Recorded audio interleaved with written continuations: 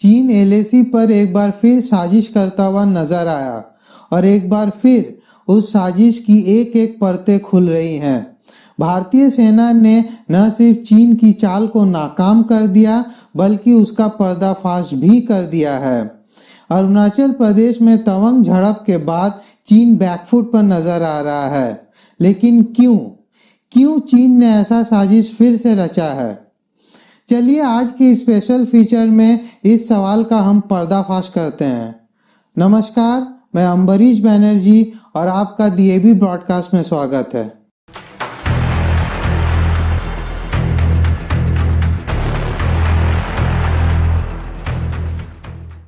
तवांग में तवांग मॉनेस्ट्री है जो कि second largest Tibetan Buddhist monastery है और 1959 में अभी के दलाई लामा भाग के वहां आ गए थे और कई हफ्तों तक रहे थे। इसी वजह से चाइना ये मानता है कि अरुणाचल के साथ उसका एक कल्चरल समानता है और अरुणाचल को सदर्न तिब्बत कहता है। अब बात यहाँ पे ये है कि भारत चीन के साथ कोई बॉर्डर शेयर नहीं करता है, भारत तिब्बत के साथ बॉर्डर शेयर करता है और तिब्बत चाइना के कब्जे में है। तो अगर कोई कल्चरल समानता है तो वो तिब्बत के साथ है, चीन के साथ नहीं। तो चीन ऐसी कोई गलतफहमी पालना छोड़ दे। तवांग या यूं कहें कि अरुणाचल प्रदेश के स्ट्रैटेजिक इंपॉर्टेंस को दर्शाने के लिए मैं यहाँ 2 पॉइंट्स बताना चाहूंगा। पहला तो यह है कि तवांग शहर भारत के नॉर्थ ईस्टर्न रीजन में चाइनीज एंट्री का सबसे बड़ा गेट पास है। तवांग के उत्तर में बुमला पास है जो तवांग डिस्ट्रिक्ट को चीन अधिकृत टिबेटन ऑटोनोमस रीजन से जोड़ता है और इंसिडेंटली ये वही पास है जहां से 1962 में चीन ने घुसपैठ किया था। और दूसरा ये है कि अगर कभी भी वॉर सिचुएशन खड़ा हो जाता है तो ये तो तय है कि भारत अरुणाचल में ही अपने मिसाइल्स डिप्लॉय करेगा।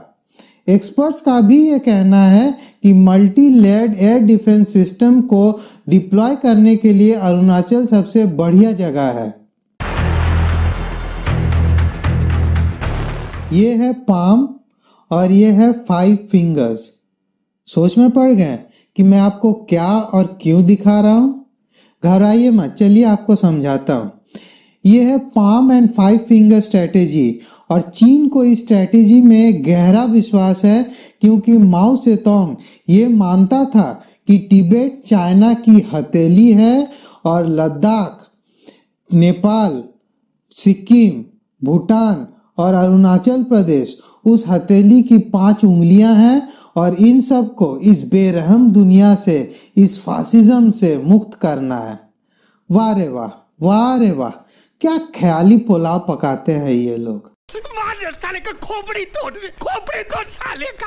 चीन तिब्बत को एक स्ट्रेटेजिक पैसेज की तरह देखता है और उस पे कब्जा किया ही गया था ताकि वो अपने जियोपॉलिटिकल एम्बिशंस को साउथ एशिया तक बढ़ा सके। तो बेसिकली एक स्ट्रेटेजिक मास्टर प्लान के तहत चीन तिब्बत को अपना हथेली मानता है और हिमालय के गोद में बसे इन 5 उंगली यानी 5 फिंगर्स पर वो अपना वर्चस्व कायम करना चाहता है। चीन का इंटरनल क्राइसिस इस हद तक बढ़ गया है कि अब वो बाहर आ गया है। पहला तो ये है कि चीन का जीरो कोविड पॉलिसी ने हैवॉक क्रिएट कर दिया है। जगह जगह प्रोटेस्ट होने लगे हैं, पब्लिक को कंप्लीटली बाहर जाना मना है और यहाँ तक कि कुछ जगह तो रेसिडेंट्स को घर में घुसा के दरवाजा बाहर से बंद कर दिया गया है। फैक्ट्री वर्कर्स को तो किसी जगह फैक्ट्री में ही रहना पड़ रहा है ताकि वो आइसोलेशन में भी काम कर सके। इतना ही नहीं, चीन के इकोनॉमिक ग्रोथ पे भी एक बहुत बड़ा धक्का लगा है। जिस इकोनॉमी का टारगेट था 5.5% ग्रोथ रेट, वो इकोनॉमी सिर्फ 3.9% ही अचीव कर पाया है।